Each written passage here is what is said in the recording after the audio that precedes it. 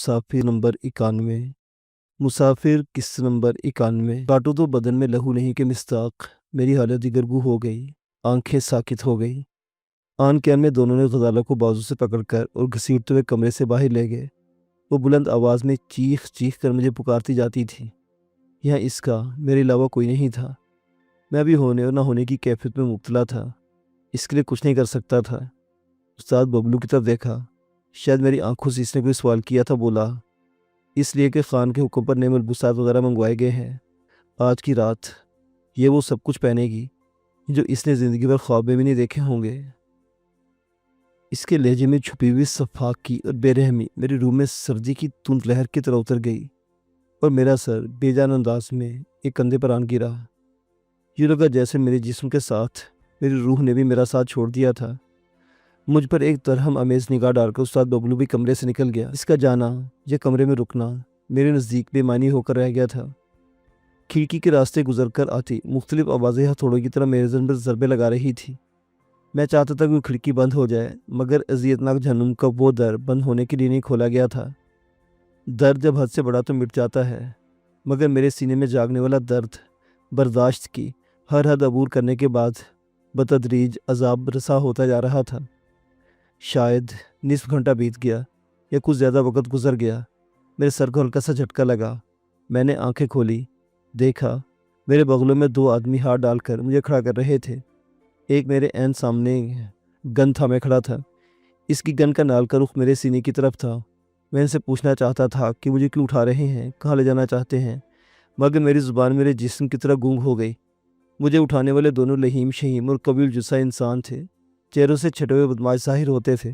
مجھے اٹھا کر کھڑا کرنے اور چلانے کس انداز میں گھسیٹ کر سین میں لائے۔ انہیں زیادہ دقت کا سامنا نہیں کرنا پڑا۔ کمرے کی دنیا تاریک اور نیم تاریک تھی، سین کا منظر روشن تھا۔ مغربی کمروں کے سامنے بنے ہوئے برآمدے کے باہر تھڑے پر 5-6 چارپائیاں اس ترتیب سے بچھائی گئی تھی کہ ان کے بیچ 15 فٹ کی جگہ خالی پڑی ہوئی تھی، جس پر سرخ اور پیلی لائیں والی دری بچھی ہوئی تھی۔ اس خالی کیتے کے عین درمیان میں ایک 3-4 فٹ لپیٹ والی غیر تراشیدہ لکڑی زمین میں گڑی ہوئی تھی۔ اس کی بلندی 8-10 فٹ رہی تھی۔ دونوں اطراف میں برآمدے کے ستونوں کے ساتھ LPG گیس پر چلنے والے مینٹل لیمپ روشن تھے، جن کی مخصوص شو کی آواز سناٹے کا قلب چیر رہی تھی۔ حویلی کے مین گیٹ کی طرف کھلے تو حصے میں شاید کھانا پک رہا تھا، کیونکہ ماحول میں گوشت بھننے کی مہک رچی ہوئی تھی۔ آگ کی لپٹیں اپنے عکس برآمدے کے اوپر والے حصے میں نقش و نگار کی صورت چھوڑ رہی تھی۔ صحن میں 8-10 اسلحہ بردار محافظوں یا اشتہاری مجرموں کے علاوہ کوئی نہیں تھا۔ ان تمام افراد کو میں نے پہلے ہی باتھ روم آتے جاتے دیکھ رکھا تھا۔ ابھی خانزادوں میں سے کوئی بھی یہاں نہیں پہنچا تھا، وہ شاید پہنچنے والے تھے۔ میں نے آنکھیں گھما کر ارد گرد دیکھا، غزالہ بھی دکھائی نہیں دی۔ وہ ابھی تک اسی کمرے میں تھی جس میں اسے تیار کیا جا رہا تھا۔ میرے دل کی دھڑکن اتنی تیز ہو گئی تھی، لگتا تھا جیسے اب تب میں سینہ پھاڑ کر باہر نکل آئے گی۔ میں پوری یقین کے ساتھ انہیں کہہ سکتا کہ یہ اپنی طرف آنے والی موت کی خوف کا تاثر تھا، یہ اپنی جان سے زیادہ عزیز غزالہ کی حشر سامہ انجام کا ڈر تھا کہ میرا دماغ سائیں سائیں کرنے لگا۔ مجھے گھسیٹنے والوں مجھے زمین میں گڑی کھدری لکڑی تک پہنچایا۔ 2 اور آدمی قریب آئے۔ انہوں نے مجھے اس طریقے سے رگڑ کے ساتھ باندھا کہ میں سیدھا کھڑا ہو گیا۔ اس طرح میری گردن پر اضافی بوجھ پڑ رہا تھا اور سر کا درد جو گزشتہ 2-3 گھنٹوں سے خوابیدہ تھا بیدار ہو گیا تھا، مگر مجھے مارنے والوں کو مطلق پرواہ نہیں تھی۔ میری نبض کے ساتھ ساتھ دھماکے ہو رہے تھے۔ استاد ببلو قریب آئے، میرا جائزہ لیا، تختے پر بوٹ کی ٹھوکریں ماری، میرا چہرہ بے تاثر دیکھا، پھر مطمئن ہو کر پیچھے ہٹ گیا۔ کرمے او جیدے دیکھو تو کھانے میں کتنی دیر ہے، بس تیاری سمجھو استاد۔ کرمے نے ایک چارپائی کے آگے چوبی میز رکھتے ہوئے کہا، کیا خیال ہے میزوں پر دارو سجا دیا جائے؟ استاد ببلو سر کی ہلکی سی اجازت دی۔ کرما اپنے 2 ساتھیوں کو لے کر حویلی کی سیڑھیوں کے ملکہ کمروں میں چلا گیا۔ تھوڑی دیر بعد 5-7 شراب کی بوتلوں اور برف کے ٹکڑوں سے بھری چھوٹی چھوٹی اسٹیل کی بالٹیوں کے جلوں میں نمودار ہوا۔ اس نے بڑے مشاقانہ انداز میں چارپائیوں کے سامنے رکھی گئی میزوں پر پینے کے لوازمات سجا دیے اور ستائش طلب نظروں سے استاد ببلو کی طرف دیکھا۔ استاد نے کہا، شاباش، میرا خیال ہے خان صاحب اب تب میں پہنچنے والے ہیں، وہ تمہارا کام دیکھ کر یقیناً خوش ہوں گے۔ چند منٹ بعد حویلی کے اوپر نظر آتے درختوں کے سروں پر لہراتی روشنیاں دکھائی دی۔ کوئی کار یا گاڑی اس طرف آ رہی تھی۔ وہ حیدر خان، یارن خان اور میاں دلبر حسین میں کوئی بھی ہو سکتا تھا۔ یہ بھی ممکن تھا کہ تینوں ایک ہی گاڑی میں ادھر آ نکلے ہوں۔ چونکہ میری توقعات ہر گزرتے لمحے کے ساتھ دم توڑ چکی تھی، اس لیے میرے دل میں یہ خوشگمانی پیدا نہیں ہوئی تھی کہ آنے والی گاڑی پولیس سے میڈم شکیلہ کی بھی ہو سکتی ہے۔ یہ حویلی کے مین گیٹ تک پہنچ آئی تھی۔ ہارن کی آواز پر استاد ببلو تیز تیز قدموں سے گیٹ کی طرف بڑھ گیا۔ ایک ایک لمحہ صدیوں کی طرح گزر رہا تھا۔ جو ہی میں نے سردار حیدر خان کو یارن خان اور میاں دلبر حسین کے درمیان فرونی چال چل کر اپنی جانب آتے دیکھا، میرے روئی روئی میں انگارے بھر گئے۔ حیدر خان 90 تلے قدم اٹھا تھا میرے سامنے پہنچا۔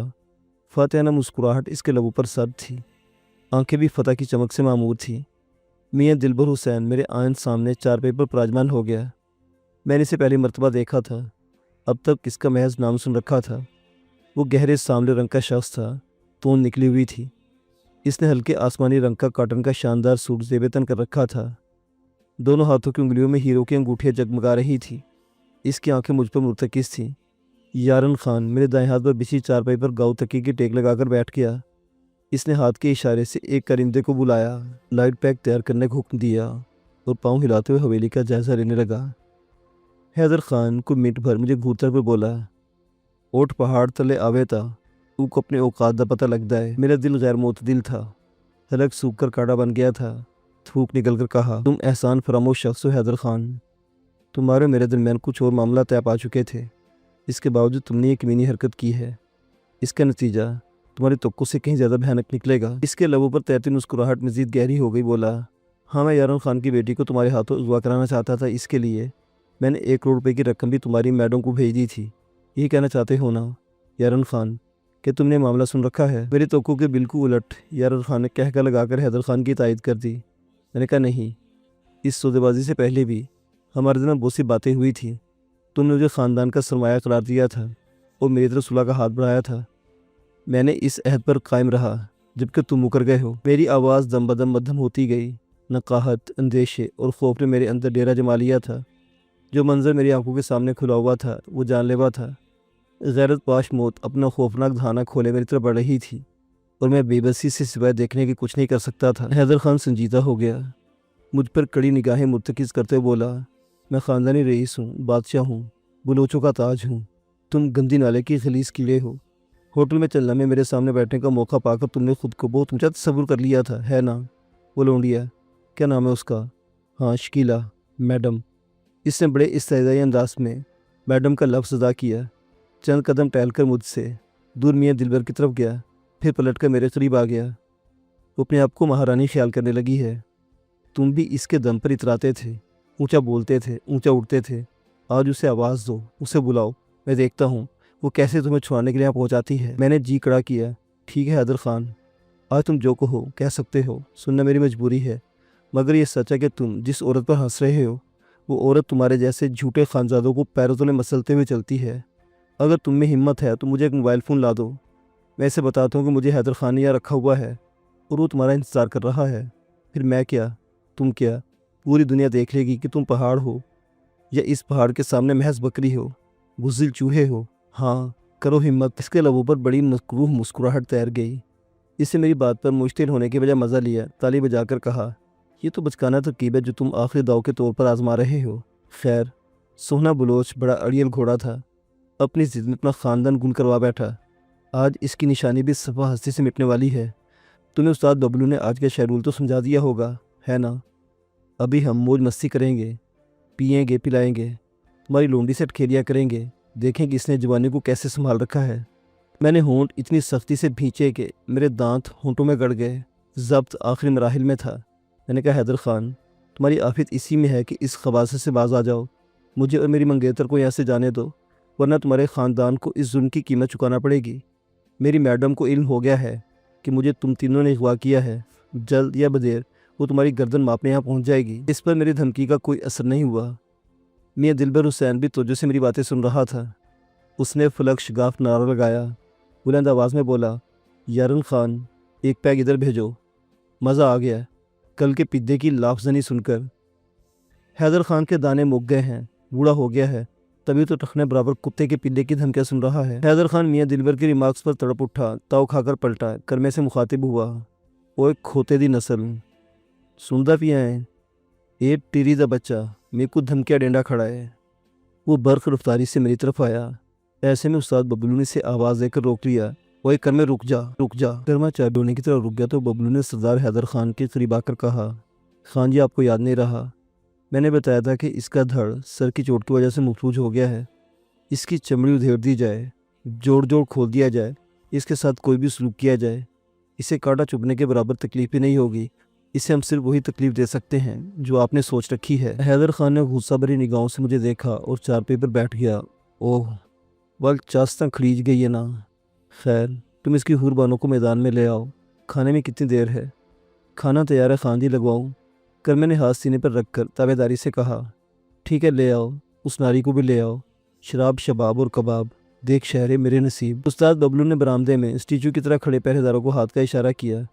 ان میں سے 2 کمرے کی طرف بھاگے۔ چند لمحوں بعد غزالہ کو دونوں کرائیوں سے پکڑ کے گھسیٹتے دری پر لے آئے۔ اس گھڑی میرا جی چاہا کہ زمین پھٹ جائے اور میں اس میں سما جاؤں، آسمان ٹوٹ پڑے، یا کم سے کم آسمانی بجلی مجھ پر آن گرے۔ ماں باپ کے قاتل، پینوں کے اغوا، چاچا اور چاچی کی بے بسی سے کمرے میں جلتے لاشیں۔ میں نے زندگی میں کیا کچھ نہیں دیکھا تھا، مگر یہ سانحہ ان سے کہیں زیادہ جانی کا تھا۔ میری غیرت کا جنازہ میرے سامنے تھا، جسے کسی بھی لمحے کندھا دیا جانے والا تھا۔ میری عزت اس حال میں میرے سامنے تھی کہ اس کا آدھا تن ننگا تھا، جبکہ آدھے تن پر صرف 2 جالیں لپٹی ہوئی تھی، جن میں سے وہ مزید آدھی بھی دکھائی دے رہی تھی۔ استاد ببلو اور اس کے کارندوں نے بے حیائی کی انتہا کر دی تھی۔ وہ چند لمحے گٹھری سی بنی دری پر پڑی رہی۔ حیدر خان نے ایک تنومند سے افہم پہرے دار کو بلایا۔ دادو، اڈے مار، ای شودی کو کھڑتا کرچا۔ دادو کو مبے 7 فٹ قامت کا پہلوان کا سا ٹھوس جسم رکھنے والا شخص تھا۔ اس نے گھٹنوں تک آتا ہوا جانگیں زیبتن کیا ہوا تھا، بالائی بدن ننگا تھا جس پر اس نے تیل مل رکھا تھا۔ مینٹل لیمپوں کی روشنی میں اس کا سیاہ کسرتی بدن چمک رہا تھا۔ وہ صورت سے دری پر آیا اور اسے گردن سے پکڑ کر غزالہ کو کھڑا دیا۔ وہ حلق کے بل چیخی۔ اس نے حیدر اور یارن خان کو ایک ہی سانس میں انگنت گالیاں دی۔ جو ہی دادو اس کی گردن چھوڑی، وہ تڑپ کر پلٹی اور بھاگتی مجھ سے چمٹ گئی۔ اس کے بدن کا لمس مجھے محسوس نہیں ہوا، مگر مجھے جھٹکا لگا، جو لگا جیسے میں اپنے حواس کھو بیٹھا ہوں۔ وہ مجھ سے لپٹی اونچی آواز میں رونے لگی۔ اس کی منہ سے کف بہہ رہا تھا، آنکھیں صوف تھی۔ میرے حلق سے پھٹی پھٹی سی آواز نکلی، شالا تکو موت آ بنجے میری جان۔ حیدر خان کی سلگتی آواز سنائی دی، دیکھ دلبر حسینہ، تم نے ایسا منظر زندگی میں کبھی دیکھا ہوگا؟ مرنے سے پہلے پریمی جوڑا بغل گیر ہو رہا ہے، وہ ایک دوسرے کو موت کی بد دعائیں دے رہا ہے۔ اوے دادو، انہیں کچھ کھلا پلا، چل ذرا موج مستی کرا۔ دادو میری آنکھوں سے اوجھل ہو گیا۔ خان کا حکم سن کر منٹ بھر میرے سامنے آیا۔ اس کے ہاتھ میں بڑا چکن پیس اور شراب کی بوتل دبی ہوئی تھی۔ اس نے جنگلی انداز میں غزالہ کو بالوں سے پکڑ کر مجھ سے علیحدہ کیا اور اس کے ہاتھ میں بوتل اور پیس تھما کر بولا، آپ بھی کھا کہ اپنے یار کو بھی کھواچا۔ غزالہ اس پر بھوکی بلی کی طرح جھپٹی۔ اس نے ہاتھ مار کر بوتل نیچے گرا دی اور دانتوں سے اور ناخنوں سے سیاہ کا چہرہ بری طرح نوچ ڈالا۔ وہ سسکاری لے کر پیچھے ہٹا۔ اس دوران غزالہ نے دری پر لوٹنے والی بوتل اٹھائی۔ جب تک دادو اس کا ارادہ بھانپتا، اس لیے پوری قوت سے بوتل اس کے سر میں دے ماری۔ سر کھل گیا۔ بھل بھل کرتا ہوا خون تالو سے چپک کر چمکتے ہوئے چہرے پر سے پھیلنے لگا۔ اسی اثنا میں حیدر خان اور میاں دلبر حسین نے زور سے تالی بجائی اور واہ واہ کے ستائشی نعرے لگائے۔ غزالہ اچھل کر دادو سے دور ہو گئی۔ وہ حیدر خان کے قریب جانا چاہتی تھی، مگر دادو نے اس کے بال پکڑ لیے۔ اس کے بدن کو خطرناک جھٹکا لگا، کمر کے بل دری پر گری، مگر اس نے اٹھنے میں پوری قوت سے بوتل حیدر خان کو مارنے میں لمحہ بھر کی تاخیر نہیں کی۔ اس کا نشانہ بڑا صادق رہا۔ بوتل اڑتی ہوئی ہوا میں چشمے زدن میں حیدر خان کی ناک پر اتنی قوت سے لگی کہ اسے سنبھلنے کا موقع ہی نہ ملا اور اس کے حلق سے تیز چیخ نکل گئی۔ جو ہی اس نے سر اٹھایا، اس کی پچکی ہوئی ناک سے خون کا فوارہ ابل پڑا۔ استاد ببلو سمیت 3-4 کرندے حیدر خان کی طرف دوڑے، جبکہ دادو نے غزالہ کو اپنی باہوں میں بھر لیا۔ وہ بری طرح قابو میں آئی تھی۔ دادو کی آہنی گریپ سے نکلنا اس کے بس کی بات نہیں تھی۔ اس کی باہیں بھی آزاد نہیں تھیں۔ اس نے چیختے ہوئے دادو کی ابری ہوئی چھاتی پہ اپنے دانت گاڑ دیے۔ وہ ٹس سے مسنا ہوا تو اس نے منہ کھول کر دوسری جگہ کاٹ لیا۔ وہ ناخونوں سے اس کا نچلا دھڑ اور دانتوں سے چھاتی چیرتی پھاڑتی رہی، مگر اس دیو قامت پہاڑ پر کوئی اثر نہیں ہو رہا تھا۔ وہ بڑے احمقانہ انداز میں منہ اوپر اٹھائے کہہ کے لگا رہا تھا۔ اس کے سر سے نکلتا ہوا بھل بھل خون غزالہ کے کندھوں کو سرخ کرتا جا رہا تھا۔